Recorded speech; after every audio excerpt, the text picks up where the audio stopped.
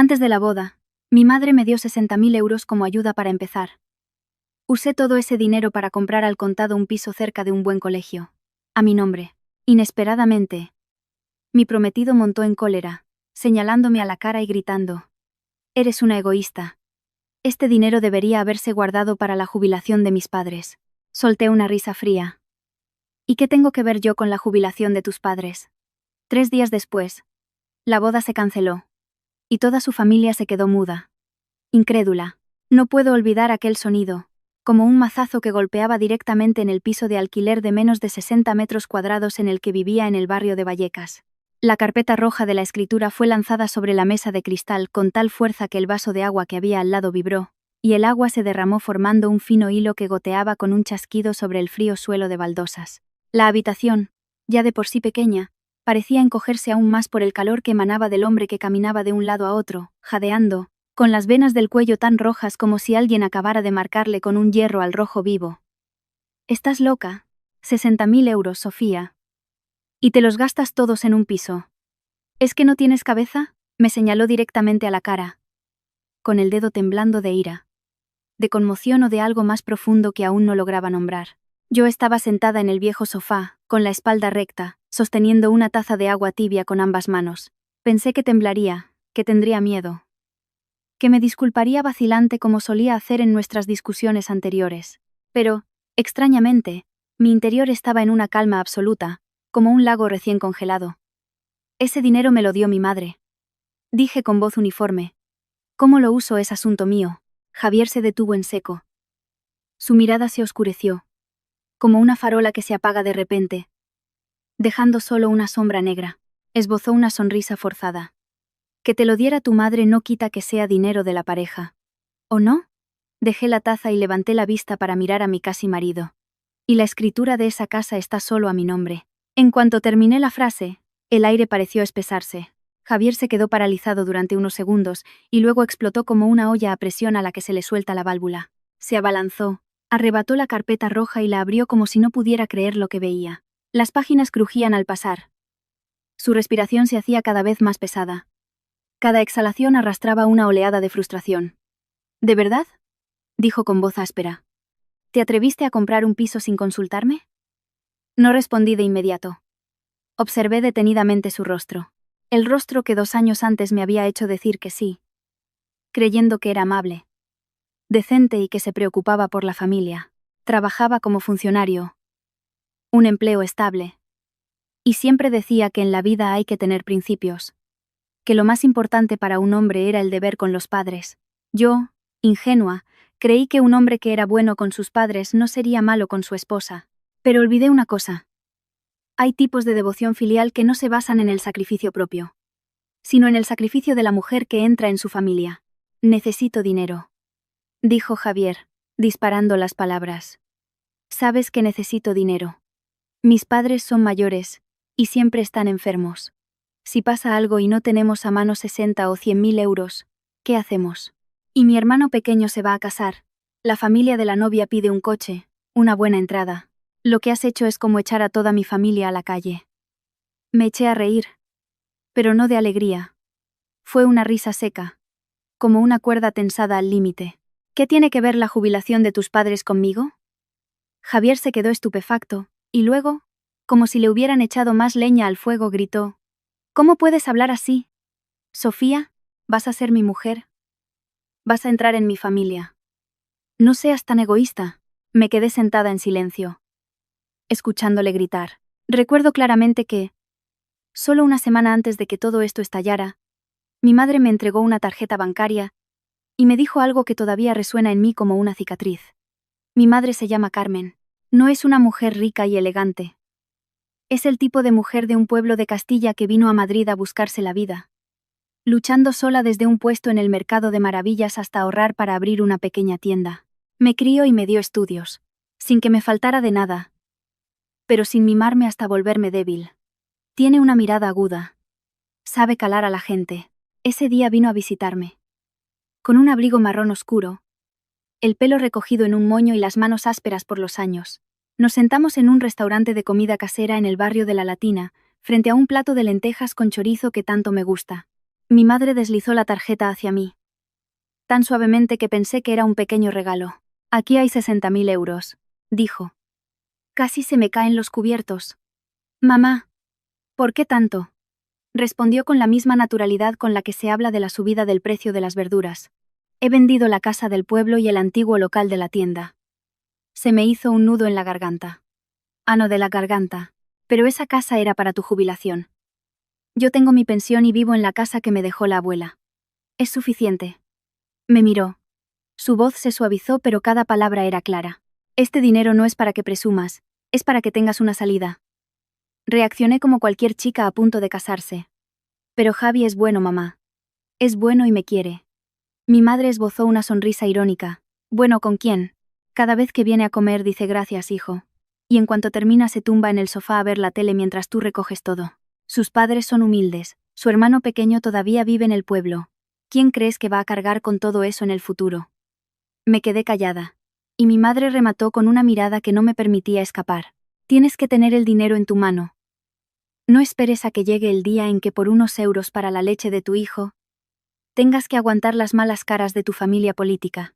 Esa noche, abracé la tarjeta, dando vueltas en la cama hasta el amanecer.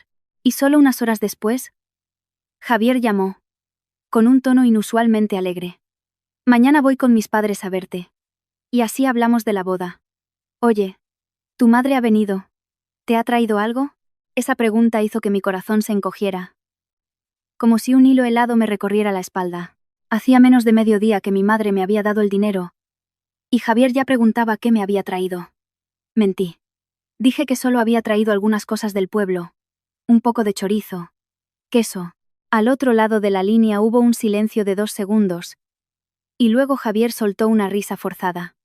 Ah, bueno. Pues nada. Mañana nos vemos. Y al día siguiente, la familia de Javier apareció de verdad. Trajeron un pollo de corral, patatas, y ese olor mezclado a campo, a tabaco y a una familiaridad excesiva de quien considera la casa de otros como la suya propia. Entraron en mi piso de alquiler sin quitarse los zapatos, sobre el suelo que acababa de fregar. La madre de Javier recorrió la habitación con la mirada, como haciendo inventario. Su padre dejó un saco de hortalizas en medio del salón, como si plantara una bandera conquistando el territorio. Ese almuerzo lo cociné yo sola. La madre de Javier se quedó en la puerta de la cocina, comiendo pipas y dando órdenes. Menos aceite, hija. El aceite en Madrid está muy caro. Esa hoja de lechuga todavía se puede aprovechar. Es un desperdicio tirarla. Yo seguía removiendo la sartén en silencio, con el corazón pesado, como cubierto por una capa de humo. Me repetía a mí misma que solo tenía que aguantar. Que después de la boda nos iríamos a vivir solos y todo sería diferente. Me estaba engañando a mí misma. Como tantas otras mujeres se engañan. Cuando nos sentamos a la mesa, empezaron a entrar en materia. No me preguntaron si estaba cansada, si estaba feliz, o qué esperaba del matrimonio. Preguntaron por el dinero. De forma indirecta pero tan fluida como si lo hubieran ensayado. Sofía, me dijo la madre de Javier con una sonrisa.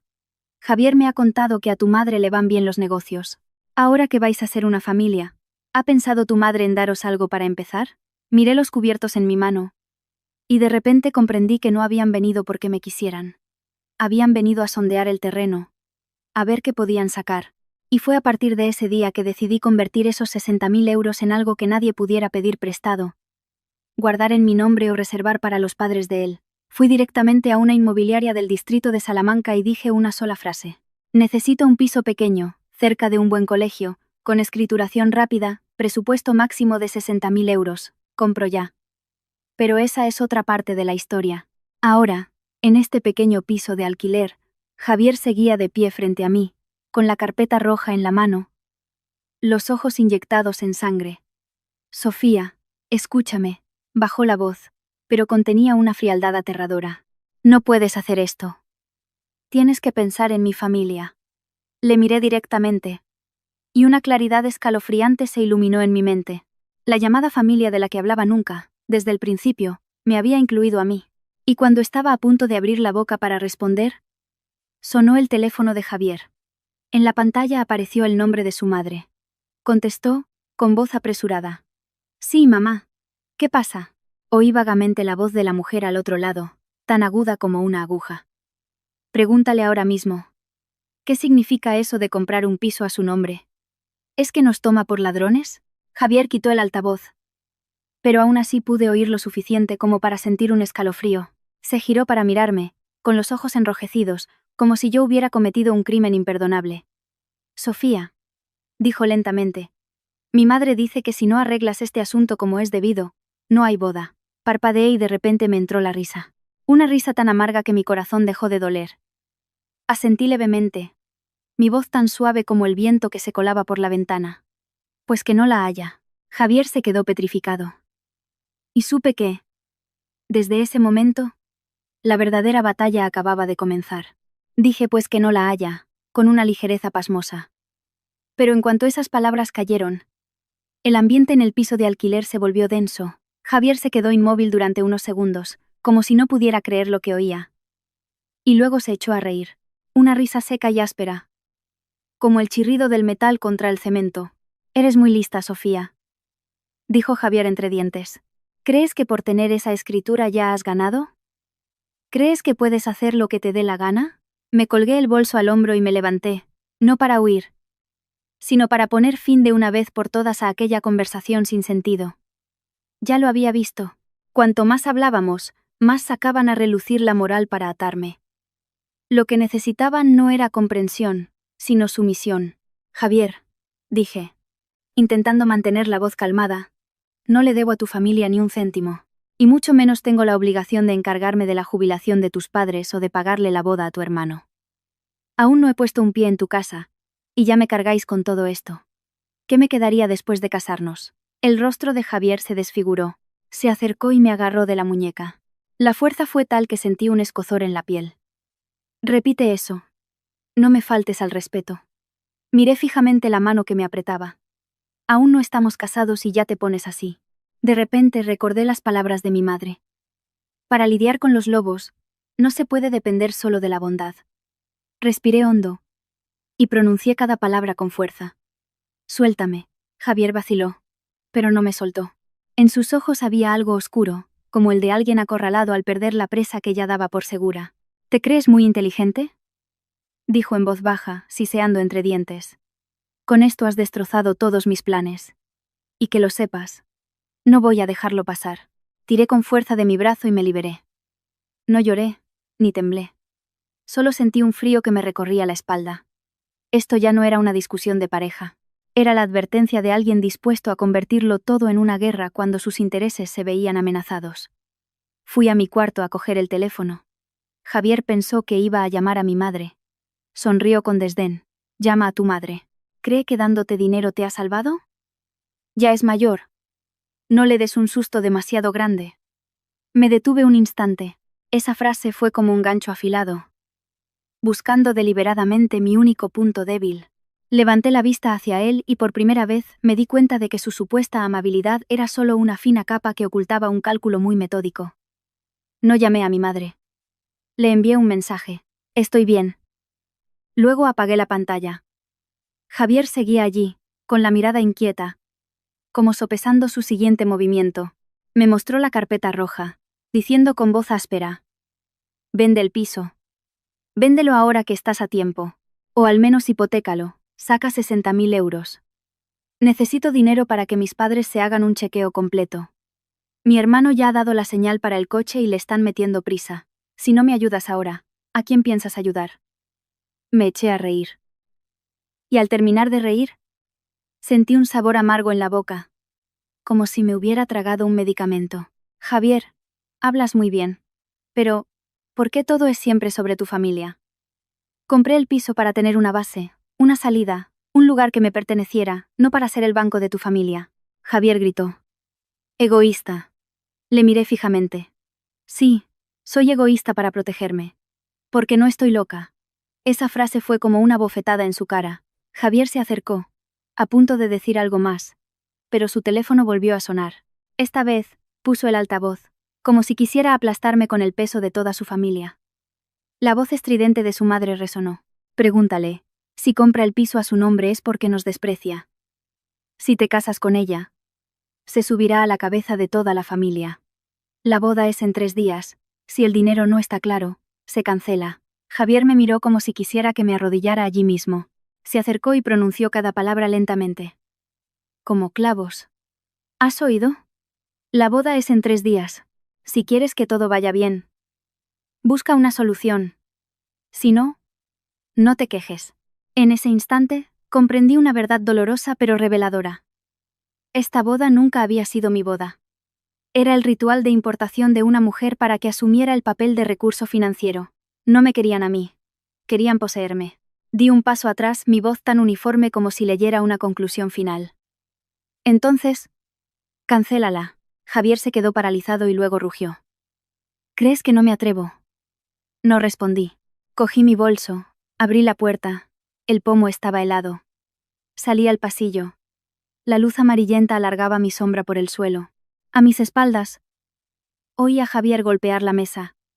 El cristal vibró. El agua volvió a derramarse. Pero esta vez ya no me sobresalté. Solo vi una cosa con claridad. Había escapado. Al llegar al garaje, el viento nocturno de Madrid me dio en la cara, trayendo olor a asfalto y a los árboles del parque. Levanté la vista al cielo oscuro. Y me pregunté por qué a una mujer que solo quería conservar el dinero de su madre para protegerse, se la llamaba egoísta. Luego, de repente pensé que a sus ojos nunca fui una persona, sino un bien que debía ser transferido.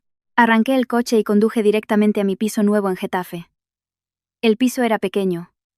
No había nada más que un colchón fino y unas cuantas cajas.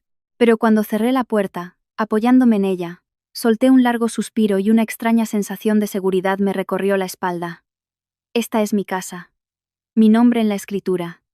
Nadie puede arrebatármela. Sonó el teléfono. Un mensaje de Javier. ¿Quieres guerra? De acuerdo. Te enseñaré lo que son las consecuencias. Miré aquellas palabras sin sentir ya miedo. Solo sentí frío. Borré el mensaje y bloqueé su número. En ese mismo instante, abrí mis contactos y llamé a mi madre. Mamá, dije con voz suave. Ya estoy en mi casa nueva. Estoy bien. Al otro lado de la línea, hubo un silencio de unos segundos, y luego la voz de mi madre se tornó grave. Escúchame, hija. A partir de ahora, si vuelve a hacer algo, guarda pruebas. Mensajes, llamadas, todo. No seas blanda. Si eres blanda, estás perdida. Cerré los ojos. Sí, mamá. Y antes de colgar, recordé de repente que estaba contando esta historia a mucha gente. Bajé la cabeza y dije, como un sincero mensaje, por favor, si les conmueve mi historia, denle a me gusta y suscríbanse al canal para apoyarme. Les deseo a todos los que escuchan mucha salud y paz. Colgué. Me senté en el suelo, apoyada en la pared. Afuera. Las luces de la ciudad seguían brillando. En 3 días debería haber sido mi boda. Pero sabía que los próximos 3 días serían los días en que cruzaría otra puerta. La puerta de una vida en la que ya no tendría que vivir aguantando. Pensé que bloqueando el número de Javier todo habría terminado. Pero la vida no funciona según los deseos de quien busca la paz. Esa noche, el piso nuevo en Getafe estaba tan silencioso que podía oír el tic-tac del reloj de mi teléfono. Estaba tumbada en el colchón fino. El techo era de un blanco pálido. Aún olía a pintura fresca. Y mis ojos se abrían y cerraban. No por pena, sino porque mi cuerpo aún no asimilaba que había escapado. A las 2 de la madrugada, el teléfono sonó insistentemente. Un número desconocido. No contesté. Me llegó un mensaje. Sofía. Soy yo. He cambiado de número. Abre la puerta. Tenemos que hablar. Me incorporé de un salto. El corazón no me latía deprisa por nostalgia, sino por alerta. Aparté la cortina y miré al patio de la comunidad. No vi a nadie, pero el silencio en ese momento me dio más escalofríos que si hubieran llamado a la puerta. No respondí. Hice una captura de pantalla del mensaje y la guardé en una carpeta aparte. Tal como me había dicho mi madre. Media hora después, el número desconocido volvió a llamar. Esta vez, era otro mensaje, el tono ya no era suplicante. No te pases de la raya, no querrás que vaya a tu oficina a hablar, ¿verdad? Si la gente se entera, la que quedará mal serás tú. Miré aquellas palabras y vi claramente la trampa. No solo querían el dinero, querían que tuviera miedo. Miedo para que yo misma abriera la puerta. Sacara la escritura y firmara cualquier cosa que me pusieran delante. Me senté erguida. Abrí una nota y escribí la fecha, la hora y el contenido. Lo hice como un contable que anota en su libro, con frialdad y precisión. No porque fuera insensible, sino porque entendí que cuando el oponente juega sucio, Las emociones son lo primero que te mata. A la mañana siguiente, pedí media jornada libre en el trabajo y fui directamente a una cerrajería cerca del edificio. Cambié todas las cerraduras de la puerta principal y la secundaria. El cerrajero me miró con compasión. Acaba de mudarse y ya está cambiando las cerraduras. Sonreí con amargura. Más vale prevenir que curar. Después de cambiar las cerraduras, pedí a la administración del edificio que hiciera una cosa más. Anotar en el sistema que si alguien llamado Javier o su familia aparecía, no le permitieran subir y me llamaran antes. Sé que puede parecer exagerado, pero he visto el tipo de persona que utiliza una boda para legalizar una apropiación. Prefiero que me llamen dura a que me arrastren al fango. A mediodía, justo cuando abría el portátil para trabajar, recibí un mensaje de mi madre. ¿Has comido? Te envío un poco de pescado al horno. Lo leí y se me llenaron los ojos de lágrimas. Aquel hombre me amenazaba con la vergüenza pública. Mi madre solo me preguntaba si había comido. Tragué saliva y respondí. Ya he comido. Mamá. Cuídate. Pero apenas había recuperado la calma cuando sonó el timbre. Me levanté, me acerqué y miré por la mirilla. Mi corazón dio un vuelco. Javier estaba allí, con la camisa arrugada, la cara pálida pero la mirada aún afilada. A su lado, su madre.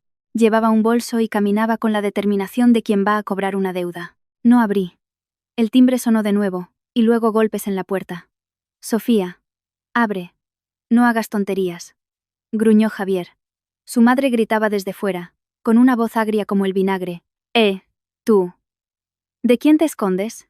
¿Te crees que por comprar un pisito ya eres la reina de Saba? Abre la puerta y hablemos. Me apoyé en la pared. Respiré hondo y activé la grabadora de mi teléfono. No hablé alto, solo lo suficiente para que el micrófono lo captara. Con una calma que me sorprendió a mí misma, dije: Señor Javier, señora, no golpeen la puerta. Esta es mi propiedad. Si vienen a molestar sin ser invitados, están infringiendo las normas de la comunidad. Voy a llamar a seguridad. Fuera. Hubo un segundo de silencio. Y luego Javier golpeó la puerta con más fuerza. No montes un escándalo, abre. Hablemos civilizadamente. Solté una risa ahogada. ¿Civilizadamente aporreando la puerta como si quisieras derribarla? ¿Civilizadamente trayendo a tu madre para presionarme? Llamé directamente a seguridad. Solo unos minutos después, oí pasos corriendo por el pasillo. Un guardia de seguridad se plantó frente a mi puerta y preguntó: ¿Qué ocurre aquí? La propietaria ha avisado de que no abre. Javier intentó forzar una sonrisa. Es que estamos a punto de casarnos. Un asunto de familia. El guardia miró la cámara del pasillo y dijo con firmeza: Los asuntos de familia también deben seguir las normas. La propietaria no les recibe. Por favor, bajen a la entrada. La madre de Javier se enfureció y gritó: ¿Qué casa ni qué casa de ella? Va a ser mi nuera. Su dinero es el dinero de mi familia. No pueden defenderla a ella. Escuché aquello y la sangre me hirvió. Pero seguí sin abrir. Solo pegué el ojo a la mirilla para observar la escena como si fuera una obra de teatro ridícula. Javier se giró, bajó la voz, pero cada palabra era como un cuchillo. ¿Vas a seguir así de terca? De acuerdo, tú misma. En 3 días la boda se cancela. Y le diré a toda la familia que eres una estafadora. Que te has fugado con el dinero. A ver cómo vives con eso. Apreté el teléfono. Por un segundo, quise abrir la puerta de golpe, gritar, discutir hasta aclararlo todo. Pero mi madre una vez me dijo: No discutas con quien no busca la verdad. Solo busca que te confundas. Cerré los ojos, los volví a abrir, y dije a través de la puerta, con voz lenta: Di lo que quieras. Pero si inventas, calumnias o vienes a mi trabajo a montar un escándalo, llamaré a la policía. Tengo grabaciones. Fuera. Se hizo el silencio. Oí la respiración agitada de Javier. Su madre seguía murmurando insultos. Finalmente, el guardia de seguridad los escoltó fuera. Sus pasos se alejaron hasta desaparecer. Me deslicé hasta el suelo, con la espalda helada. No por miedo a ellos, sino porque me di cuenta de que la persona con la que había planeado casarme podía convertirse en un enemigo. En una sola noche, cuando sus intereses se vieron bloqueados. El teléfono vibró. Un mensaje de otro número nuevo. No creas que cambiando la cerradura se acaba todo. No vas a escapar. Hice una captura de pantalla y la guardé. Luego hice una última cosa ese día. Envié un correo electrónico al Departamento de Recursos Humanos de mi empresa, avisando de que podría haber alguien que viniera a molestar, y pidiendo a la seguridad del edificio de la oficina que estuvieran atentos. No quería convertirme en el hazmerreír de mis compañeros, y mucho menos quería que me presionaran con la llamada vergüenza pública. Miré mi pequeño piso. Todo estaba aún vacío, pero en mi interior, un rincón acababa de llenarse con algo llamado autoestima. Sabía que el camino sería largo. Javier no se detendría, y su familia menos, pero también sabía que había empezado a aprender a vivir como mi madre, sin necesidad de gritar para mantenerme en pie. Permítanme recordarles una petición sincera para que quienes escuchan esta historia me acompañen. Por favor, si les conmueve mi historia, denle a me gusta y suscríbanse al canal para apoyarme. Les deseo a todos los que escuchan mucha salud y paz. 3 días antes de la boda, debería haber estado ocupadísima probándome el vestido, cerrando los detalles del banquete, llamando a los familiares. Pero esa mañana, me desperté en mi piso nuevo. La luz del sol entraba por la ventana, y el silencio era tal, que podía oír los coches en la calle. No había nadie metiéndome prisa, ni la presión de tener que complacer a nadie. Solo yo y una sensación muy extraña, de vacío pero a la vez de ligereza. Me preparé un café. Me senté en el suelo apoyada en la pared, con el teléfono delante. Sabía que no se detendría. El tipo de persona como él, cuando no consigue lo que quiere, busca otra manera. Y tal como pensaba, sobre las 10 de la mañana, el teléfono sonó. No era un número desconocido. Era el de la señora Herranz, una compañera de mi departamento. Sofía, ¿estás bien? Me quedé helada. ¿Qué pasa, Ana? La señora Herranz bajó la voz. Esta mañana, un hombre y una señora mayor han venido a la oficina. Se han quedado abajo en la entrada preguntando por ti. Dicen que son familia. Los de seguridad no les han dejado subir, pero han hablado bastante alto. Cerré los ojos. Así que Javier había cumplido su amenaza. Respiré hondo. ¿Qué han dicho? La señora ha dicho que recibiste dinero de la familia del novio y te fugaste con él. La voz de mi compañera era vacilante. Yo no me lo creo.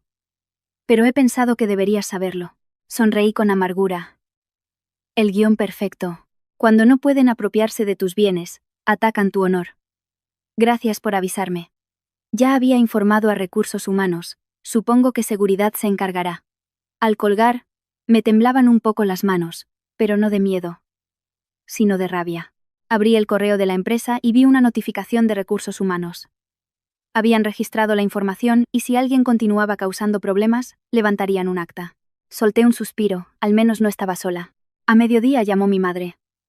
Me ha dicho un conocido que andan hablando mal de ti. Sabía que no podía ocultárselo. Sí. Dicen que me he fugado con el dinero. Al otro lado de la línea hubo un silencio de unos segundos. Y luego la voz de mi madre se tornó grave. Sin enfado, sin tristeza, solo muy lúcida. ¿Recuerdas lo que te dije? Cuando la gente pierde dinero, se lamenta. Cuando no pueden conseguirlo, lo destrozan. Apreté el teléfono. Lo sé. A mí no me importa que seas la nuera de nadie. Solo quiero que vivas con dignidad, con la cabeza alta. Lo que digan los demás. Con el tiempo, se acaba sabiendo la verdad. Aquellas palabras me devolvieron la entereza. Me levanté. Me cambié de ropa. Y decidí salir. No quería esconderme en casa esperando a que pasara la tormenta. Quería enfrentarla. Pero a mi manera. Conduje hasta un despacho de abogados, con el número que mi madre me había dado. El despacho era pequeño, en un callejón tranquilo del barrio de Salamanca.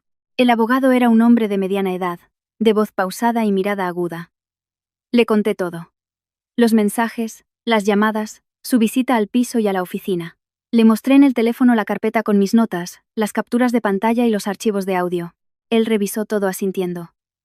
Has hecho lo correcto, muy correcto. Ahora que están difamándome, ¿qué debo hacer? Pregunté. Primero, mantén la calma. Segundo, no hables con ellos a solas. Tercero, si continúan, podemos enviar un burofax advirtiéndoles sobre el comportamiento de acoso y calumnia. Levantó la vista y me miró. Lo más importante es que no dejes que tus emociones te arrastren. Ellos quieren que pierdas el control. Salí del despacho del abogado, el sol de la tarde caía sobre la acera. Me sentía cansada, pero no derrotada. Era como haber corrido una larga distancia, jadeante pero todavía en pie.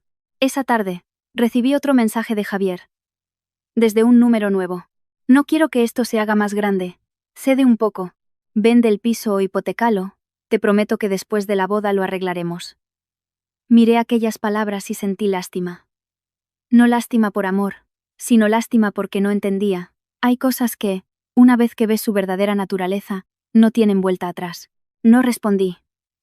Bloqueé el número. Por la noche, volví a mi piso nuevo. Encendí las luces. La luz amarilla cubría las paredes vacías. Extendí otro colchón. Coloqué una maleta en un rincón. Sabía que podrían volver, que podrían seguir hablando. Pero cada vez que cerraba la puerta, sentía con más claridad que este era mi espacio. Un lugar donde nadie tenía derecho a darme órdenes. Antes de dormir, abrí el calendario. En 3 días. Debería haber sido mi boda. Miré esa fecha durante mucho tiempo y luego la borré. Sin lágrimas. Sin arrepentimiento. Solo un cierre sereno. Le envié un mensaje a mi madre. Estoy bien. Estoy aprendiendo a vivir de otra manera. Me respondió al instante. Entonces estoy tranquila. Dejé el teléfono y cerré los ojos. Afuera.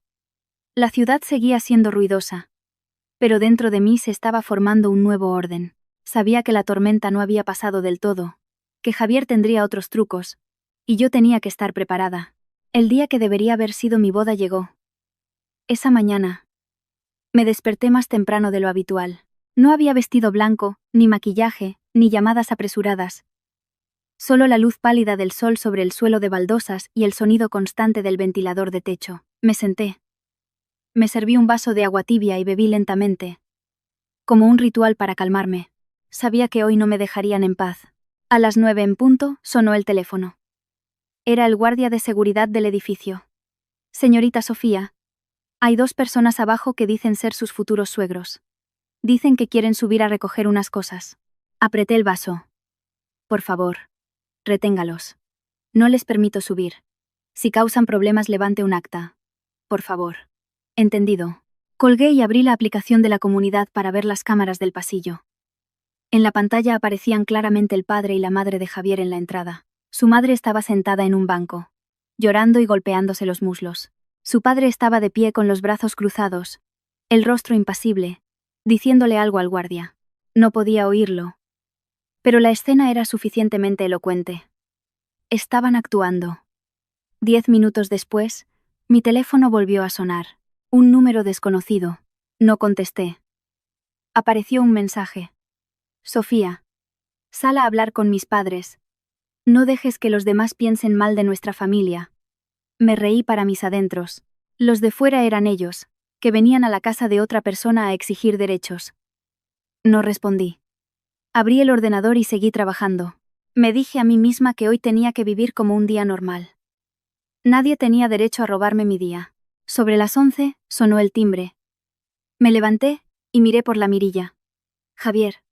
Estaba solo, con una camisa blanca, el pelo peinado, el rostro cansado, sin sus padres, sin gritos. Activé la grabadora, pero no abrí la puerta. Sofía. Su voz era grave, casi ronca. Te lo ruego, abre la puerta, solo 5 minutos. Me quedé quieta. Sé que me he equivocado, pero tú tampoco puedes ser tan cruel. Compraste el piso a tu nombre. Y lo acepté. Pero me bloqueas. Avisas a seguridad. A tu empresa. Me estás dejando sin salida. Apoyé la espalda en la puerta. Mi voz lo suficientemente tranquila para no temblar. Tú mismo te has dejado sin salida, no yo. Afuera. Hubo un silencio de unos segundos y luego el tono de Javier cambió por completo. Se volvió frío y cortante. ¿Crees que has ganado? ¿Crees que con esa escritura ya está todo hecho? Que sepas que ya he presentado la demanda. Mi corazón dio un vuelco. ¿Qué demanda? Una denuncia. Dijo rápidamente. Te acuso de estafa. De recibir dinero de mi familia para comprar un piso para ti. Digo que ese dinero era para el matrimonio. ¿Crees que la ley se pondrá de tu parte? Cerré los ojos. Así que había llegado a esto. ¿Tienes pruebas? Pregunté. Javier sonrió con desdén. Tengo mensajes, grabaciones, el testimonio de mis padres. Suficiente para hacerte la vida imposible.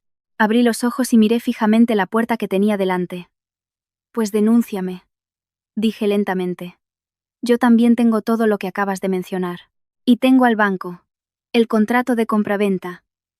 Los documentos que prueban que el dinero me lo dio mi madre. A mí sola. Antes del matrimonio. Fuera se hizo el silencio. Oí claramente la respiración de Javier. Sofía. Bajó la voz, y esta vez se notaba un pánico real. No seas tan dura. Estoy endeudado. Necesito el dinero de verdad. Esa frase cayó como la última pieza del puzzle. De repente, entendí muchas cosas. No era por devoción filial, ni por sus padres, ni por su hermano. Era por deudas. ¿Cuánto debes? Pregunté. Yeriana Marración. Javier guardó silencio. Tienes deudas. ¿Verdad? Continué. Eso no es asunto tuyo. Gruñó. Solté una risa amarga. Claro que es asunto mío. Si no hubiera comprado el piso, ¿dónde estaría ese dinero ahora? Javier no respondió. Apoyé la frente en la puerta, mi voz se volvió helada. A partir de ahora, si vuelves a mi casa, llamaré a la policía. ¿Te atreves? Me atrevo. Apagué la grabadora y llamé directamente a seguridad. Unos minutos después, oí voces en el pasillo. A Javier lo invitaron a irse. Antes de marcharse, golpeó la puerta con fuerza una vez, y luego se hizo el silencio. Me senté en el suelo, apoyada en la puerta. Me temblaban las manos, pero no de debilidad, sino por la tensión que se liberaba, dejando un vacío. Abrí el teléfono y vi un nuevo correo del despacho de abogados. El contenido era breve. Si la otra parte presenta una denuncia falsa, contrademandaremos. Puedes estar tranquila. Solté un largo suspiro. Miré alrededor del piso. Paredes vacías, pocos muebles. Pero sabía que nadie más tenía derecho a meter la mano aquí. Por la noche llamé a mi madre. Le conté brevemente lo de Javier y la demanda. Mi madre escuchó en silencio y luego dijo una frase, muy despacio. Si no has hecho nada malo, no tienes que tener miedo.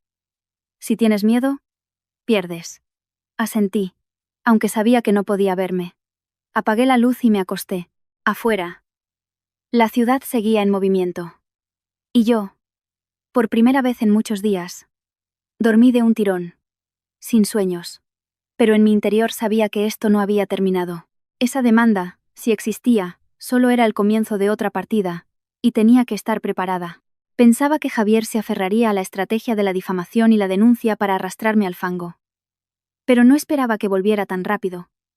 Y que eligiera una forma que daba más escalofríos que los insultos. El viernes por la noche, llovía en Madrid. Una lluvia fina pero persistente, como el arañazo de unas uñas en un tejado de chapa. Acababa de ducharme, con el pelo aún mojado, y estaba secándomelo frente al ventilador cuando sonó el timbre. Una vez. Y luego, otra. Sin la insistencia de la vez anterior, sino de forma lenta y controlada, como si la persona al otro lado estuviera preparada para esperar allí hasta el amanecer. Me acerqué a la puerta y miré por la mirilla. Javier. Solo. En la mano llevaba una cajita de pasteles, de los que me gustaba comer cuando empezamos a salir. La camisa oscura, mojada por la lluvia, el pelo pegado a la frente, los ojos hundidos. Parecía agotado. Me quedé quieta unos segundos. La razón me decía que no abriera. Pero una parte de mí, la que había vivido 2 años con recuerdos y promesas, quería escucharle una última vez para cerrar el capítulo limpiamente. Activé la grabación de vídeo del móvil. Lo dejé inclinado en el zapatero, lo suficiente para grabar el pasillo. Luego quité el cerrojo y entreabrí la puerta. Habla rápido, dije con voz neutra. Javier me miró, con los ojos enrojecidos y los labios temblorosos. Déjame entrar 5 minutos. No voy a armar jaleo. Retrocedí un paso. Javier entró en el piso vacío, y el sonido de sus pasos resonó con claridad. Dejó la caja de pasteles en el suelo, sin atreverse a ponerla sobre la mesa, como si supiera que ya no tenía derecho a nada. Me mantuve a distancia, con la mano aferrada al móvil en el bolsillo de la bata, la grabadora activada. Habla. Javier se sentó en el suelo, apoyado en la pared. Tardó un rato en hablar. Su voz era tan baja que, de no ser por la lluvia fuera, podría haber oído los latidos de mi propio corazón. Sofía, lo siento. No respondí. Sé que mi familia y yo nos hemos pasado. Sé que compraste el piso para estar segura. Pero es que de verdad no tengo salida. Entrecerré los ojos. Explícate.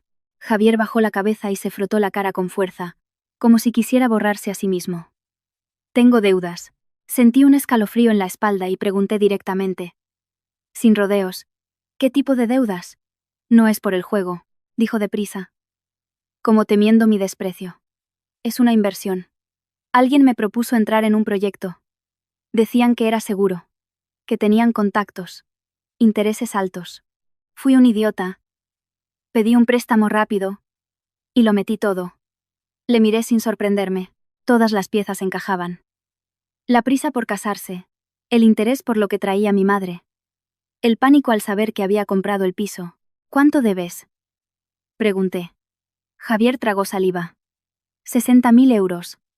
Esa cifra cayó como una piedra. Me quedé inmóvil. En mi cabeza, visualicé la escena. Si no hubiera comprado el piso, esos 60.000 euros habrían sido prestados en pequeñas cantidades hasta desaparecer en ese agujero negro. Y al final, la que habría cargado con todo habría sido yo. Javier levantó la vista, con los ojos llorosos y la voz rota. Dicen que si para el lunes no pago, me arruinarán la vida. Tengo mucho miedo, Sofía. No me atrevía a decírtelo. Pensaba casarme y usar el dinero que te dio tu madre. Pagaría la deuda y luego trabajaría para compensarte. Te lo juro. Me eché a reír. Esta vez fue una risa dolorosa. ¿Lo juras por qué? ¿Por tu palabra? Javier se adelantó y se arrodilló. Sus rodillas golpearon el suelo con un sonido seco. Sofía. Te lo suplico. Hipoteca la casa. Solo necesito sacar 60.000 euros. Te los devolveré. Firmaré un papel. Lo que tú quieras. Lo firmaré. Retrocedí. El corazón me latía con fuerza. No de emoción, sino por instinto de supervivencia.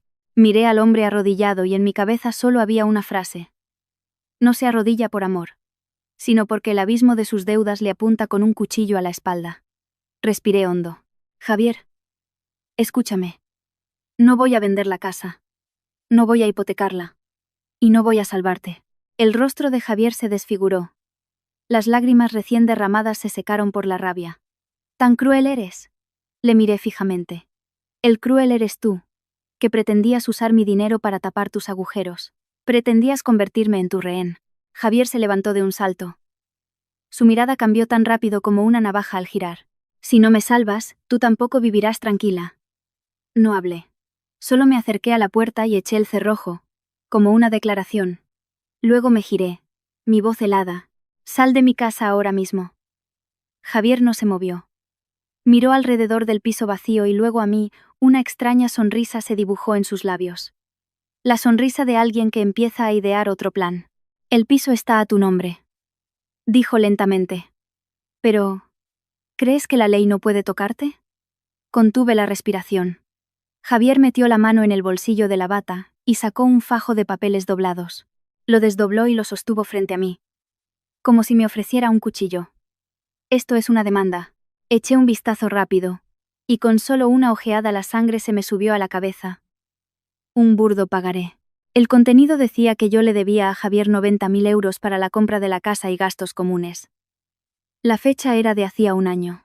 La firma se parecía a la mía de una forma escalofriante, pero sabía que no era la mía. Levanté la vista, mi voz se volvió grave y lenta. Es una falsificación. Javier sonrió de lado. Llámalo una forma de que entiendas que no puedes abandonarme. Tengo abogado, tengo testigos, te llevo a juicio y pido el embargo del piso. ¿Quieres vivir en un piso en litigio, bajo la mirada de todos, siendo el cotilleo del barrio? La lluvia seguía cayendo fuera, pero dentro de mí se había instalado una calma aterradora. De repente, comprendí que esto ya no era un amor roto. Era una extorsión. Miré a Javier, sin rastro de debilidad. Te estás cavando tu propia tumba. Javier soltó una risa sarcástica, con los ojos inyectados en sangre. Que me la cabe o no, depende de ti. Si me ayudas, nos casamos. Si no me ayudas, tú tampoco estarás en paz. No respondí. Solo caminé en silencio hacia el zapatero y cogí mi teléfono. El vídeo seguía grabando. El audio seguía registrando. Cada palabra que dijo, cada papel que mostró, todo estaba en mis manos. Y antes de que la historia llegue a su punto más tenso, les envío un mensaje a quienes me escuchan. Porque cada muestra de apoyo es la motivación para contar esta historia hasta el final. Por favor, si les conmueve mi historia, denle a me gusta y suscríbanse al canal para apoyarme.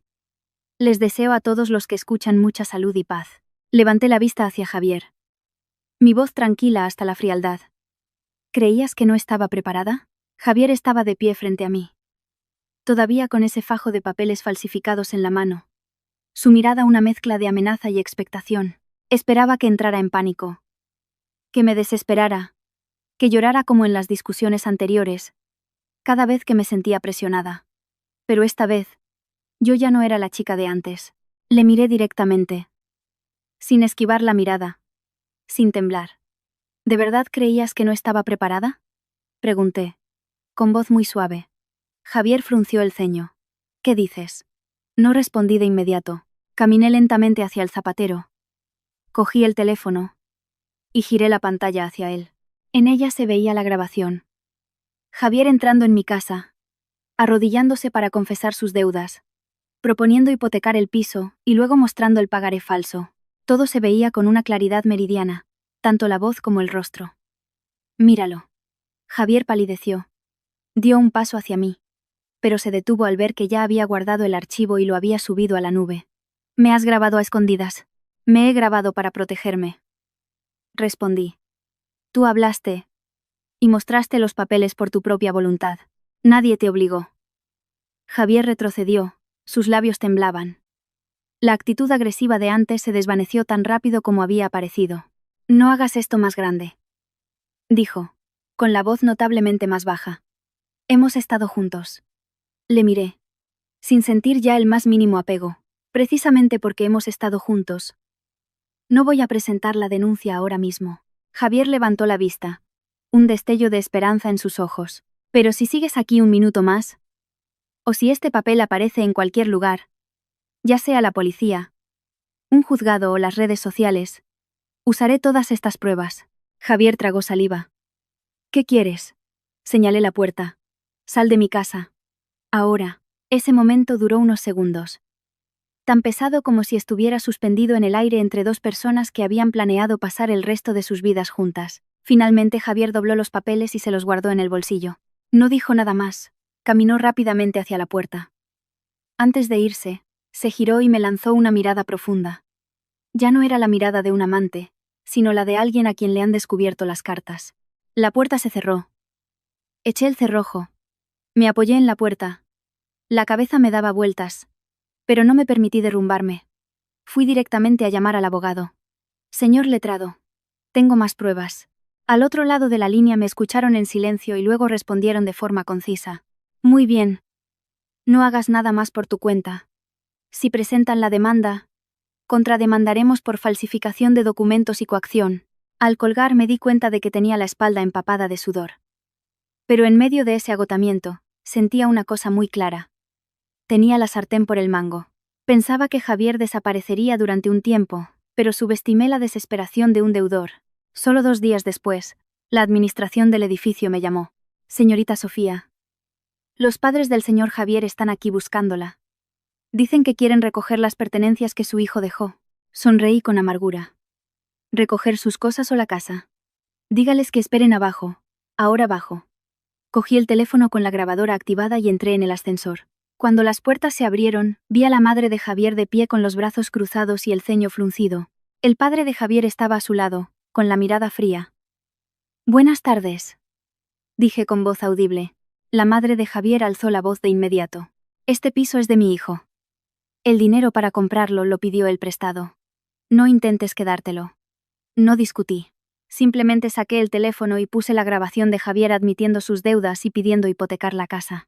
Su voz resonó en la entrada, clara y nítida. El ambiente se congeló. Unos vecinos que estaban cerca empezaron a prestar atención. La cara del padre de Javier cambió. Tiró del brazo de su mujer. Vámonos. La madre de Javier aún no se rendía. ¿Crees que con unas grabaciones nos vas a asustar? La miré fijamente. Si continúan con el escándalo, llamaré a la policía por alteración del orden y calumnia. Levanté el teléfono, lista para marcar. Finalmente. Se fueron. Sin insultos. Sin gritos. Solo sus espaldas encorvadas bajo las miradas curiosas de los demás. Esa noche, me senté sola en el piso, abrí la ventana para que entrara el aire. No sentía que hubiera ganado. Solo sentía que acababa de cruzar una línea muy clara. De ser una persona que siempre cedía, me había convertido en alguien que sabía defender lo suyo. Sonó el teléfono. Un mensaje de Javier. Un número nuevo. Retiro la demanda. Esto se acaba aquí. Miré esas palabras durante mucho tiempo y luego las borré. Sin responder. Para mí, el final no lo decidía él. Lo había decidido yo hacía mucho tiempo. Me tumbé en el colchón. Cerré los ojos. Por primera vez en muchos días, dormí profundamente. Sin sueños, sin sobresaltos. Pero sabía que el eco de esta historia aún no había cesado. Hay grietas que ya no duelen, pero que necesitan tiempo para cerrarse. Y tendría que aprender a seguir viviendo sola, en la casa que llevaba mi nombre. Después de esa noche, pensé que las cosas se calmarían. Pero la vida nunca termina de forma tan ordenada como cerrar una puerta. Hay réplicas silenciosas, no ruidosas, pero suficientes para obligarte a cambiar tu forma de vida. El lunes por la mañana, pedí media jornada libre. Fui al despacho del abogado para terminar de archivar las pruebas. Todo fue compulsado, sellado y guardado en varias plataformas diferentes. El abogado me miró y asintió. Has hecho lo correcto. A partir de ahora, si se mueven, tienes la ventaja. Sonreí, pero fue una sonrisa amarga. No quería tener la ventaja. Solo quería que me dejaran en paz. Al salir del despacho, no volví a casa directamente. Paseé por el barrio. Me detuve en una pequeña cafetería cerca de un colegio. Sonó el timbre de la escuela y los niños salieron en tropel, sus padres esperaban en la puerta. Observé la escena durante mucho tiempo. Una vez pensé que yo también tendría una familia así. En esta casa. El teléfono vibró. Un número desconocido. Respondí. La voz al otro lado era vacilante. ¿La señorita Sofía? Soy Ana. De la notaría. Hay algo que debo comunicarle. Mi corazón se encogió. ¿Qué ocurre? La semana pasada, alguien trajo la documentación de su piso para preguntar por los trámites de transmisión e hipoteca. Me pareció que la firma no coincidía y lo rechacé. La llamo para que lo sepa. Apreté el teléfono. ¿Cómo se llamaba esa persona? Javier. Al colgar me quedé inmóvil. Así que, a pesar de decir que retiraba la demanda, Javier había intentado otro camino. En silencio. A escondidas. No entré en pánico. Extrañamente, estaba muy tranquila. Abrí el portátil y envié inmediatamente un correo al abogado, adjuntando la información de la notaría. Esa tarde, cambié de nuevo la cerradura de la puerta principal y añadí una cámara en el rellano. Dicen que las mujeres que viven solas son desconfiadas. Yo creo que no es desconfianza. Es respeto por una misma. Al caer la noche, el piso estaba en silencio. Encendí una luz cálida, extendí el colchón junto a la ventana y coloqué una pequeña maceta al lado. Empecé a hacer limpieza, no de cosas, sino de recuerdos. Tiré lo innecesario, los objetos que habíamos comprado juntos, que habíamos elegido juntos. Conservé muy poco. En un momento, me paré en medio de la habitación y me pregunté si esta casa se sentía triste con una sola persona, y me respondí a mí misma. La casa no está triste. La triste es la persona. Y esa tristeza pasará. 2 días después, la administración del edificio volvió a llamarme. Señorita Sofía, le han dejado un paquete. Bajé a la entrada. Una pequeña caja de cartón sin nombre. La abrí. Dentro había algunas pertenencias de Javier. Un reloj viejo. Una libreta. Una foto de los dos de cuando empezamos a salir. Sin carta, sin nota. Miré la foto. La doblé. Y la puse en el fondo de la caja. Subí la caja. La dejé fuera de la puerta. Le hice una foto. Y le envié un único mensaje a Javier. Tus cosas están fuera de la puerta. No me contactes más. No hubo respuesta. Pasó una semana. Una semana extrañamente tranquila. Iba a trabajar, volvía a casa, cocinaba algo sencillo. Empecé a dormir mejor. Cada mañana, la luz del sol inundaba el piso a través de la ventana, iluminando el suelo vacío. De repente, sentí que la casa respiraba, más ligera. El fin de semana fui a ver a mi madre. Me miró durante mucho tiempo. ¿Estás más delgada? ¿Estás bien? No preguntó más. Solo me apretó la mano suavemente. Una casa es para vivir, no para aguantar.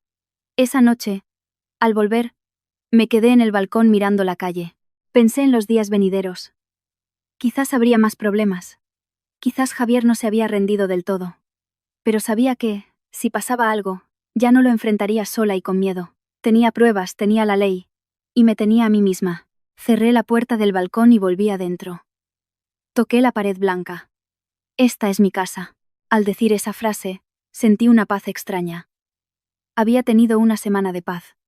Tan tranquila que casi creí que Javier se había rendido de verdad. Pero el sábado por la noche, justo cuando apagaba el fuego y me servía un vaso de agua, sonó el timbre. Una vez. Y luego otra, sin prisa, sin insistencia. Pero de forma persistente, como si la persona al otro lado estuviera preparada para quedarse allí hasta el amanecer. Me acerqué y miré por la mirilla. Mi corazón se encogió. No era solo Javier. Eran los tres. Javier delante, su padre con un gran cubo de plástico en la mano, y su madre abrazando una manta gruesa y una almohada. Estaban pegados a mi puerta, con una actitud desafiante, como si vinieran a tomar posesión. No abrí. Activé el vídeo y la grabadora. Hablé en voz baja a través de la puerta. Javier, ¿por qué traes a tus padres aquí? Afuera, la madre de Javier gritó de inmediato. ¿A qué venimos? A vivir aquí. Este piso es de mi hijo. Se va a casar contigo. Así que es nuestro piso. Abre. El padre de Javier golpeó la puerta con fuerza. Su voz era grave pero autoritaria. No te pongas difícil. Llegan tus mayores y les cierras la puerta como si fueran ladrones. Abre y hablemos. Javier, en el medio, miraba directamente a la mirilla, como si supiera que yo estaba observando. Dijo lentamente, con voz fría. Sofía, te doy dos opciones. Una. Me das la escritura para que la hipoteque, consiga el dinero para pagar mi deuda, y volvemos a casarnos. 2. Presento ese pagaré en el juzgado. Pido el embargo del piso y te meto en un litigio de años. Tú eliges. Me quedé quieta, no de miedo, sino por una claridad helada que me invadió. Ya no fingían. Habían mostrado su verdadera cara. Coacción. Pregunté con voz uniforme. ¿Me estás extorsionando? Javier sonrió con desdén. Llámalo como quieras. Yo solo quiero sobrevivir. Y tú también. Su madre intervino, gritando. Esta chica es más terca que una mula. Venimos a nuestra casa y se comporta como si fuera la reina. Si no abres, llamo a un cerrajero. Apreté el teléfono. Recordé las palabras del abogado. No dialogar a solas. No dejar que me arrastren a una discusión. Retrocedí, alejándome de la puerta. Dije con firmeza. Voy a llamar a la policía. Javier se echó a reír a carcajadas, la risa de quien se cree con la sartén por el mango. Llama. Cuando llegue la policía, diré que me has estafado, que te has quedado con el dinero de mi familia. ¿Crees que vas a quedar bien? No respondí. Marqué directamente el 113. No me tembló la mano. Di la dirección clara. La situación. Acoso. Golpes en la puerta. Intento de allanamiento. Afuera. El ruido continuaba. La madre de Javier intentó usar la llave antigua que Javier solía tener. Oí el sonido metálico, pero yo había cambiado la cerradura. Esa llave era inútil. La madre de Javier gritó. Ha cambiado la cerradura. Lo ha cambiado. ¿Lo ves? Tiene algo que ocultar. El padre de Javier apretó los dientes. Abre la puerta. No dejes que esto vaya más. La gente lo verá y dirá que eres una desconsiderada. Me mantuve a distancia de la puerta, observando la cámara del rellano en mi teléfono. Veía claramente sus caras, el cubo de plástico, la manta, la almohada. No venían a hablar, venían a ocupar. Y en ese momento, Javier dijo una frase que me heló la sangre. Mis padres ya han vendido la casa del pueblo. Hoy se quedan a vivir aquí, quieras o no. Sonreí levemente. Una sonrisa sin alegría pero muy clara. Entonces estás admitiendo que intentáis ocupar mi vivienda por la fuerza. Javier guardó silencio un instante. No me hables en lenguaje de abogados. No respondí. Puse el vídeo que había grabado la noche que Javier vino a mi casa. El momento en que se arrodilló, cuando confesó su deuda de 60.000 euros. Cuando me enseñó el papel falso y, sobre todo, cuando amenazó con llevarme a juicio para embargar el piso. No puse el volumen alto, solo lo guardé como prueba. Porque sabía que esa noche, todo había superado el umbral de una simple discusión. Pasos apresurados en el pasillo. Unos minutos después, llegaron los guardias de seguridad del edificio, intentaron mediar. Pero la madre de Javier gritó aún más fuerte, como si quisiera que todo el piso se enterara. Luego, el sonido de una sirena de policía se oyó a lo lejos, cada vez más claro, más nítido. Es el sonido que teme todo el que hace algo mal. Javier empezó a ponerse nervioso. El padre tiró de la mano de su mujer, susurrando. Vámonos para abajo. Pero la madre de Javier insistió. ¿A dónde vamos a ir? Es nuestra casa. La policía subió y preguntó directamente. ¿Quién ha llamado? Abrí la puerta lo justo para salir, manteniendo la distancia, y les mostré el teléfono con los vídeos, mensajes y llamadas. He sido yo. Este es mi piso. Tengo las escrituras a mi nombre. Han venido a golpear la puerta, exigiendo entrar a vivir y que les entregue la escritura para hipotecarla. Javier, rojo de vergüenza, intentó replicar. Somos familia. El policía le cortó. ¿A nombre de quién está el piso? A mi nombre. Respondí. El policía se giró hacia Javier y sus padres. Si la propietaria no les permite entrar, su presencia aquí causando alboroto es una infracción. Por favor, acompáñenos a la comisaría. La madre de Javier cambió de tono al instante, llorando y lamentándose. Iba a ser mi nuera y es una maleducada, se ha quedado con el dinero. El policía la miró fijamente. ¿Tiene pruebas?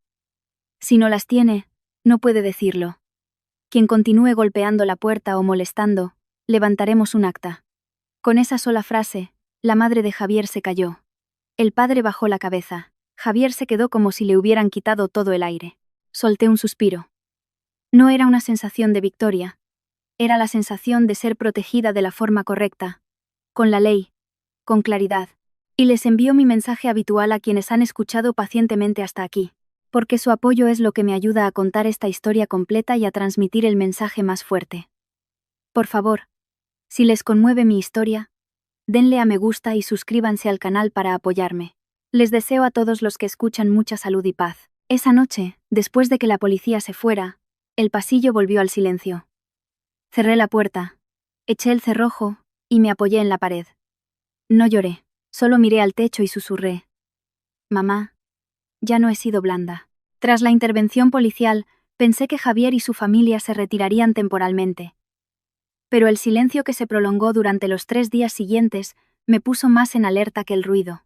Quien se atreve a jugar tan fuerte no suele rendirse fácilmente, sobre todo cuando tiene una deuda sin salida a sus espaldas. El martes por la mañana, recibí una llamada del abogado. Su voz era grave y firme. Sofía. La otra parte ha presentado la demanda. Mi corazón se encogió por un brevísimo instante. Pregunté de inmediato. ¿Qué demanda? Una demanda civil. Solicitando el reconocimiento de una deuda de 90.000 euros y pidiendo la aplicación de una medida cautelar urgente, el embargo de tu piso. Cerré los ojos, respiré hondo. Justo como había imaginado, Javier no iba de farol. Pero el abogado continuó. La demanda tiene muchos puntos débiles. Y esa es la buena noticia. Se han puesto ellos mismos en una posición vulnerable. Fui al despacho del abogado esa misma mañana. El expediente de Javier estaba sobre la mesa. Una fotocopia del pagaré. Algunos mensajes sacados de contexto. La declaración de un amigo suyo. Todo era endeble, tosco y lleno de agujeros. El abogado señaló el pagaré. La firma es falsa. La fecha del supuesto préstamo no coincide con ninguna transacción en tu cuenta. Y lo más importante. El propósito del préstamo figura como preparativos para la compra de una vivienda. Pero la casa se compró casi un año después con dinero transferido directamente desde la cuenta de tu madre. Asentí. Tengo todos los extractos bancarios. No solo eso, dijo él. También tienes grabaciones y vídeos de él admitiendo su propia deuda, reconociendo la falsificación y admitiendo que te coaccionó para hipotecar la casa. Con esto, tenemos más que suficiente para contrademandar. Por primera vez en muchos días, sentí un verdadero alivio. No porque estuviera a punto de ganar, sino porque la verdad tiene voz. Esa misma tarde, recibí una notificación del juzgado. Se desestimaba la solicitud de embargo del bien por falta de fundamentos. Eso significaba que mi casa seguía a salvo. Me dejé caer en una silla. Las manos me temblaban por la tensión acumulada durante semanas, pero Javier no. Esa noche me envió un mensaje muy largo, con un tono completamente diferente, sin amenazas, sin agresividad, sino tan suave que resultaba sospechoso. Sofía. Siento haber llevado las cosas tan lejos. De verdad que estaba acorralado. Si retiras la contrademanda, yo retiraré la demanda civil.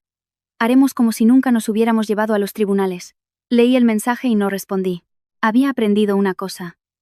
Cuando alguien se vuelve amable de repente después de haber sido cruel, No es por arrepentimiento. Es por miedo.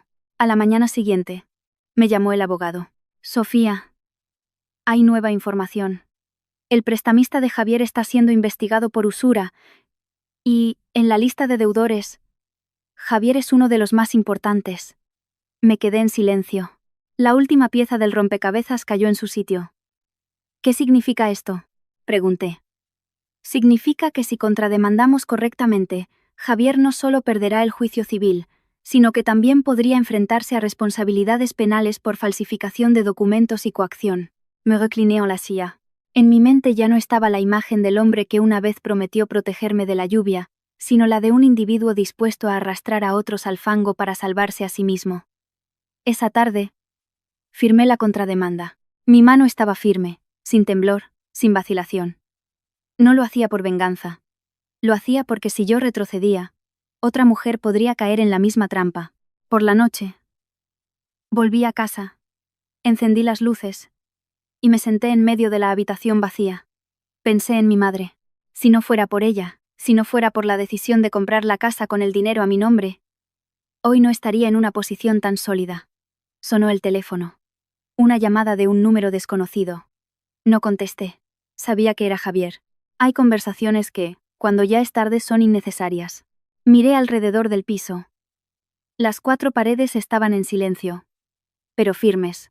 Esta casa no había hablado cuando querían arrebatármela, pero permaneció ahí como testigo de la decisión más acertada de mi vida, y entendí que el próximo juicio no solo decidiría un caso, sino que sería el lugar donde todas las máscaras caerían. El día del juicio, me levanté muy temprano. No por nervios, sino porque quería llegar en el estado más lúcido posible. Elegí un conjunto sencillo y discreto, sin colores llamativos. No necesitaba impresionar a nadie. Solo necesitaba tener la razón. Frente a los juzgados vi a Javier en la acera de enfrente. Estaba más delgado, con el rostro demacrado y los ojos hundidos. Sus padres estaban sentados detrás de él, con aspecto cansado y tenso. Cuando su mirada se cruzó con la mía, la desvió. Yo no. Le miré fijamente y luego me giré. Comenzó la vista. El juez leyó el objeto del litigio y pidió a las partes que expusieran sus argumentos. El abogado de Javier fue el primero en levantarse. Habló con bastante fluidez, citando el pagaré, aludiendo a la relación sentimental, a la intención de vivir como marido y mujer, intentando convertir la historia en una simple disputa civil. Cuando llegó mi turno, mi abogado se levantó. Su voz era tranquila y coherente. No negamos que las partes mantuvieran una relación sentimental, pero negamos rotundamente la existencia de dicho préstamo. Presentó los extractos bancarios, tanto míos como de mi madre, el contrato de compraventa, los justificantes de pago. Todo demostraba claramente que el dinero para la compra era un bien privativo, transferido directamente desde la cuenta de mi madre, sin pasar por Javier ni tener relación con él. El abogado se dirigió al juez. Y lo que es más importante, tenemos pruebas de que el demandado falsificó el pagaré y llevó a cabo actos de coacción para la disposición de bienes. Cuando la grabación de audio se reprodujo en la sala, el ambiente cambió por completo. La voz de Javier resonó, clara e inconfundible, admitiendo su deuda personal, pidiendo hipotecar la casa, amenazando con llevarme a juicio para embargar la propiedad. El rostro de Javier se volvió ceniciento. Su madre rompió a llorar. Su padre bajó la cabeza. El juez le preguntó directamente a Javier: ¿reconoce que la voz en esta grabación es la suya? Javier guardó silencio. ¿Reconoce haber redactado o utilizado este pagaré? Se produjo un largo silencio. Oí claramente la respiración agitada de Javier. Sí. Una sola palabra que cambió el curso de toda la historia. El juez asintió y solicitó la suspensión de la vista para examinar las posibles responsabilidades penales relacionadas con la falsificación de documentos y la coacción. Al salir al pasillo, Javier se acercó a mí rápidamente. Ya no era agresivo. Solo se veía desesperado. Sofía. Me he equivocado. ¿Puedes retirar la demanda? Le miré durante un largo rato. Javier. Esto ya no es un asunto entre tú y yo. Me di la vuelta y me fui. No porque hubiera ganado, sino porque no quería cargar con el peso emocional de alguien que se había llevado a sí mismo al borde del abismo. Varias semanas después, el tribunal dictó sentencia desestimando por completo la demanda de Javier. Al mismo tiempo, el caso fue remitido a las autoridades para investigar el delito de falsificación. No seguí el asunto, Solo recibí un breve documento. La titularidad de mi piso quedaba totalmente protegida, sin ninguna obligación financiera relacionada con Javier. Esa tarde, volví a casa temprano. Abrí las ventanas para que el aire fresco inundara el piso. No sentí una explosión de alivio como en las películas. Solo una sensación muy real. El agotamiento se había ido, reemplazado por la paz. Me preparé una taza de té. Me senté en el suelo apoyada en la pared. Pensé en todo lo que había pasado. Nadie nace fuerte. Uno se hace fuerte cuando no le queda más remedio. Sabía que las cosas no habían terminado del todo, pero a partir de ese momento, yo ya no era la que estaba acorralada. Me había mantenido en pie. Y nadie podría volver a obligarme a arrodillarme. Tras el juicio, pensé que rompería a llorar de alivio. Pero no. Solo sentí un largo silencio interior, como si mi cuerpo se estuviera acostumbrando a no ser perseguido. Durante muchas noches, todavía me sobresaltaba con cualquier ruido en el pasillo, solo para recordar que todo había terminado. Empecé a ir al trabajo con más regularidad, a comer a mis horas. En la oficina, nadie preguntaba mucho, pero las miradas eran diferentes. No de curiosidad, sino de un respeto silencioso hacia alguien que ha superado una crisis sin derrumbarse. La señora Herranz, un día, me dejó un batido en la mesa y me susurró: «Lo has hecho muy bien». Yo solo sonreí. No me sentía valiente. Solo afortunada por haber despertado a tiempo. Una tarde, mi madre vino a visitarme. Trajo una cazuela de pescado al horno y una bolsa de verduras. De pie, en medio del piso aún con pocos muebles, miró a su alrededor y preguntó: «¿Piensas vivir así para siempre?». Parpadeé. «¿Así cómo, mamá?». Dejó la cazuela y me miró directamente. Su voz era lenta pero firme. «Una casa es para vivir, no para esconderse. Tienes que darle vida». Me quedé en silencio. Esa frase me tocó en lo más profundo. Creía que había ganado, pero en realidad, seguía viviendo a la defensiva. Solo conservaba la casa. No vivía realmente en ella. El fin de semana empecé a redecorar el piso a mi manera. Compré una pequeña estantería de madera clara. Elegí unas cortinas finas para que la luz entrara suavemente. Compré un juego de sábanas nuevo, de un color beige cálido, sin ninguna conexión con el pasado. Cada objeto que colocaba en su sitio, sentía que mi alma echaba un poco más de raíces. También tomé una decisión: alquilar el piso. No venderlo. No abandonarlo. Lo conservaría, pero no viviría sola en él. Necesitaba un ingreso estable y también la sensación de que esta casa ya no era un campo de batalla. Publiqué un anuncio. Solo para chicas. Con trabajo estable. Limpias. Sin mascotas. Me contactaron muchas. Pero seleccioné con cuidado. No por ser exigente, sino porque entendía que una vez que pierdes la seguridad, es suficiente. El día que conocí a la primera inquilina, era una joven maestra llamada Laura, que acababa de conseguir plaza en un colegio cerca del edificio. Vino con su madre. Ambas hablaban en voz baja, educadas, con una mirada brillante. Laura entró en el piso. Se asomó al balcón, miró a lo lejos y suspiró. «Qué tranquilidad hay aquí. Yo solo necesito tranquilidad». Al oírla fue como verme a mí misma meses atrás. Asentí. Yo también. Firmamos el contrato. Laura me entregó la fianza. Sus manos temblaban porque era la primera vez que alquilaba un piso en condiciones. Su madre me miró con una sonrisa amable. «Gracias por alquilárselo, hija. Hoy en día es difícil encontrar una casa decente». Yo solo sonreí. No le dije que para mí decente no era solo paredes limpias y suelo brillante, sino una frontera protegida. Cuando Laura se mudó, el piso empezó a tener vida. Por las noches, al pasar por el pasillo, a veces oía música suave, el sonido del agua, la voz de la joven maestra haciendo una videollamada con su madre. Esos sonidos no me molestaban, me tranquilizaban. Mi casa ya no estaba vacía, y estaba viviendo de verdad. Con parte del dinero del alquiler hice otra cosa. Abrí un pequeño rincón de lectura en un local de la planta baja cerca de donde vivía. Un espacio de poco más de 20 metros cuadrados, con unas cuantas estanterías, una mesa de madera y una vieja cafetera. Lo llamé el Rincón Cálido. Quería que fuera un lugar para mujeres que tras una ruptura necesitaran un sitio donde sentarse, respirar y volver a levantarse. El día que colgué el letrero, lo miré durante mucho tiempo. Pensé en mi madre, en la casa que vendió para darme el dinero. Pensé en que no la había defraudado. Esa noche, mi madre llamó. «Lo has conseguido», Se me hizo un nudo en la garganta. Gracias a ti, mamá. Mi madre se rió, una risa con arrugas de serenidad. Gracias a ti. Yo solo te di el bastón, pero fuiste tú la que aprendió a caminar. Colgué y me senté sola en el rincón cálido, mirando los libros ordenados. De repente, me di cuenta de que lo más doloroso de todo lo ocurrido no fue que me exigieran dinero o la casa, sino el momento en que comprendí que había depositado mi confianza en el lugar equivocado, pero gracias a eso, aprendí lo más valioso. La confianza debe ir de la mano de los límites. Afuera, la calle se iluminaba. Dentro, olía a café recién hecho. Ya no sentía que me persiguieran.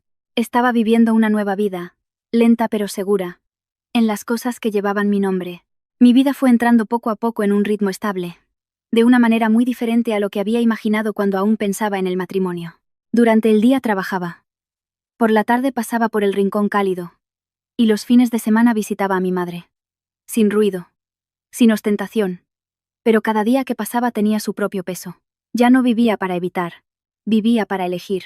Una tarde de lluvia, con el rincón de lectura vacío, estaba limpiando la mesa cuando se abrió la puerta de cristal. La persona que entró me dejó paralizada por un instante. Era Javier, no con su actitud agresiva, ni con la cara de desesperación del día del juicio. Estaba mucho más delgado, con la camisa arrugada y una mirada cansada. No me acerqué, pero tampoco le eché. Me quedé quieta, dejando que él decidiera la distancia. Javier se detuvo frente al mostrador. Su voz era ronca. Vi el letrero. No pensé que fueras tú. Asentí. ¿Qué tomas? Negó con la cabeza. No he venido a tomar nada. Dejé el paño y le miré directamente.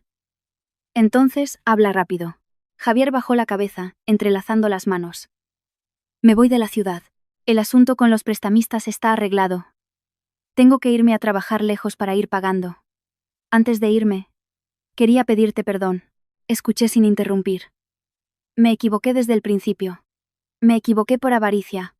Por pensar que siempre serías mi red de seguridad. Cuando estuve en el juzgado, escuchando mi propia voz decir aquellas cosas, me di cuenta de que me había convertido en la persona que siempre había despreciado.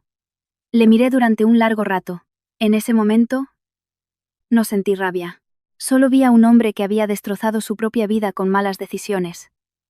Lo siento, repitió, esta vez en voz muy baja. Respondí con calma. Lo acepto, pero una disculpa no hace que las cosas vuelvan atrás. Javier asintió. Lo sé. Se dio la vuelta y se detuvo en la puerta. Hiciste bien en quedarte con la casa.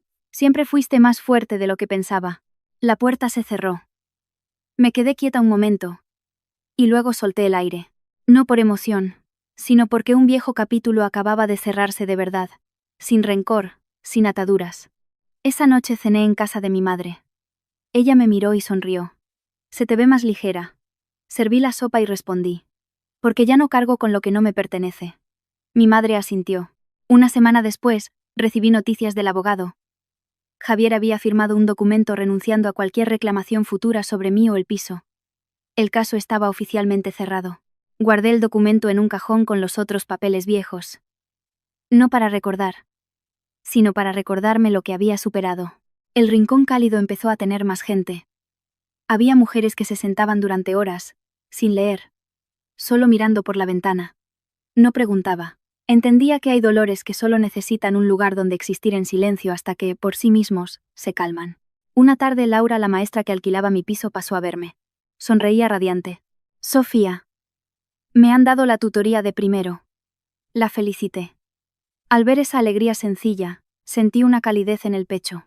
Me di cuenta de que una casa, cuando se protege de la manera correcta, no solo protege a su dueña, sino que también alimenta otros comienzos.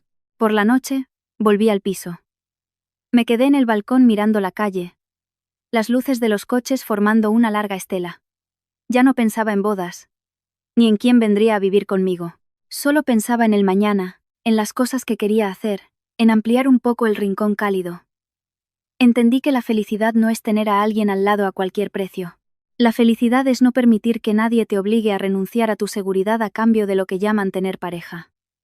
En la casa que llevaba mi nombre, me mantenía erguida, y esta vez, sabía que no volvería a perderme.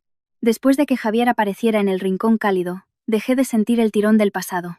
Hay asuntos que, una vez dicha la última palabra, vuelven a su lugar. Se convierten en una lección, no en una herida sangrante. Empecé a vivir un poco más deprisa. A atreverme a hacer un poco más. En la oficina, mi jefe me llamó a su despacho. A finales de mes habría una reestructuración. Quiero que asumas el puesto de jefa del equipo de finanzas. Me quedé un poco sorprendida. No porque no fuera capaz, sino porque había pensado que mi vida se ralentizaría después de la crisis, que me encerraría en mí misma, que solo buscaría la tranquilidad. Pero resultó que, cuando una persona sobrevive a una tormenta, adquiere más fuerza para nadar más lejos. Acepto. Respondí con firmeza. El día que asumí mi nuevo cargo, entré en la sala de reuniones. Miré las cifras en la pizarra. Escuché el tecleo de los ordenadores. Y sentí una calma extraña. Ya me había enfrentado a una batalla mucho más sucia que esta. El trabajo era solo un juego que requería habilidad. Por la tarde, pasé por el rincón cálido. Una chica joven estaba sentada en un rincón, con los ojos rojos, apretando un vaso de agua. No le pregunté nada. Solo le dejé un libro y una pequeña nota que decía: no le debes a nadie tu sacrificio. Ella lo leyó y rompió a llorar. Me senté frente a ella, en silencio. A veces, el silencio es la forma más amable de abrazar a alguien. Un mes después, una página de la comunidad local recomendó el rincón cálido. Empezó a venir más gente. No solo a tomar café o leer, sino a escuchar historias. Alguien me sugirió que diera una pequeña charla sobre seguridad financiera. Sobre los límites. Sobre cómo protegerse en una relación. Siempre me había dado reparo hablar en público. Pero entonces recordé el día en que me vi acorralada. La sensación de impotencia al no saber qué hacer. Si en ese momento alguien me hubiera dicho algo tan simple como: no firmes, no entregues la escritura, no dejes que nadie te ate con sus deudas, quizás habría sufrido menos. Así que acepté. El día de la charla la pequeña sala estaba llena. Me puse delante de todos, con el micrófono en la mano, la luz amarilla iluminando mi rostro. Miré al público y vi muchos ojos. Había mujeres de más de 40 años, chicas de 20 y pocos, algunas que habían traído a sus hijos. De repente, comprendí que mi historia no era solo una historia de amor. Era la historia de muchas mujeres obligadas a sacrificarse para complacer a otros. Hablé despacio, con claridad. Pensaba que amar era compartirlo todo. Pero después entendí que amar es construir juntos. No que uno tenga que quitar sus propios ladrillos para tapar los agujeros del otro. Nadie interrumpió. Solo se oían suspiros suaves y asentimientos. No conté mi historia con todo detalle, pero lo suficiente para que todos entendieran una cosa. Cuando un hombre te quiere de verdad, no te convierte en su fondo de emergencia. Al final, una señora mayor me cogió la mano. Tienes razón, hija. De joven también fui tonta. Al escucharte, es como si se me hubiera deshecho un nudo. Incliné la cabeza. No me sentía superior. Solo sentía que si mi herida podía servir de faro para que otras iluminaran su camino, entonces había merecido la pena. Esa noche fui a casa de mi madre. Estaba sentada en el porche, tomando un té. Le conté lo de la charla. Sonrió. Sus ojos brillaban. Ya te has levantado por ti misma. Apoyé la cabeza en su hombro y le susurré: me he levantado porque tú me enseñaste a conservar mi nombre. Mi madre me dio una palmadita en la mano. Si conservas tu nombre, la vida te conservará a ti. De vuelta a casa, pasé por el colegio que había cerca. Las luces del patio seguían encendidas. Oí el sonido rítmico de la escoba de la conserje.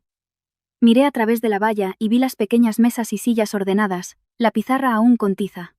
De repente, pensé que el piso que compré estaba en una zona escolar. En su día, lo compré por seguridad. Pero quién sabe, quizás algún día se convierta en un refugio para otros sueños. No los míos, sino los de la gente que quiero. Abrí la puerta del piso, entré. Ya no sentía el vacío. Colgué el abrigo. Me serví agua. Puse música suave. Me quedé de pie en medio de la casa que llevaba mi nombre, y supe que este era el escenario de mi vida. No necesitaba que nadie me diera un papel. Yo misma elegía mi papel. Escribía mi guión y seguía adelante. Y solo queda un último capítulo para cerrar esta historia. Un capítulo en el que les contaré, por completo, el final de mi historia, mi paz y las lecciones que aprendí para protegerme toda la vida.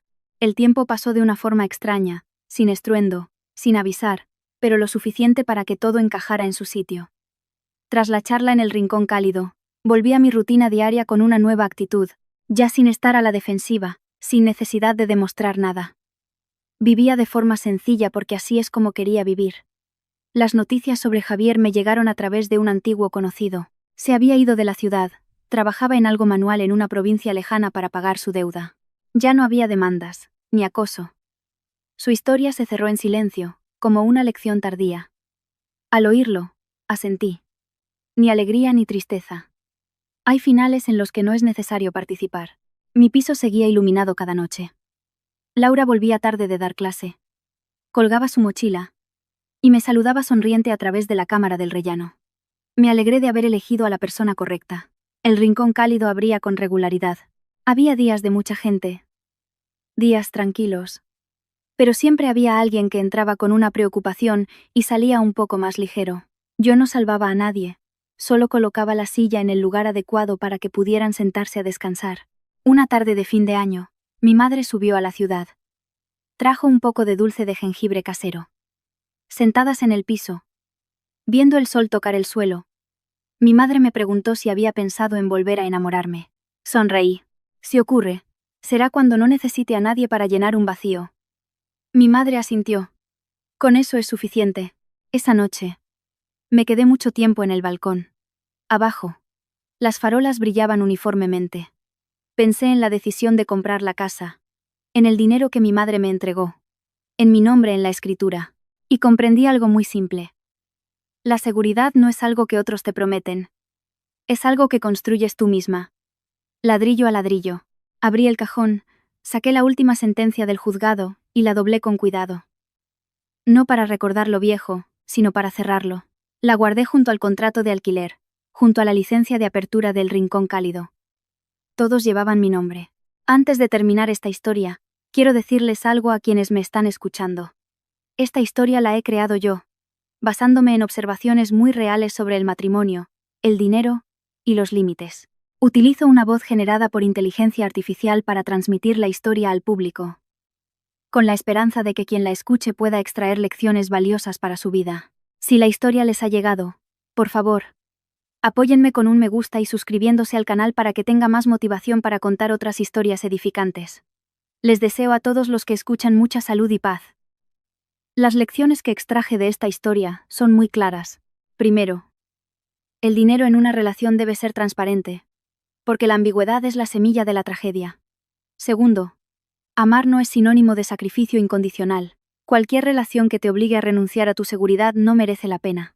Tercero, un bien a tu nombre no es solo algo material. Es el derecho a elegir y una vía de escape cuando llega la crisis. Cuarto, la persona que te quiere de verdad no te convierte en su fondo de emergencia para sus propios errores. Y por último, las mujeres necesitan aprender a decir no en el momento adecuado, porque esa es la forma de mantenerse en pie toda la vida. Cerré la puerta del balcón, apagué la luz del salón, dejando solo una suave luz de noche amarilla. La casa que llevaba mi nombre estaba en silencio, pero firme. Puse la mano en la pared y sonreí. El camino por delante es largo, pero sé que a partir de ahora, caminaré con mis propios pies, en mi propia casa, y con un corazón que ha aprendido la lección más importante. El respeto por una misma es el cimiento más sólido de la felicidad.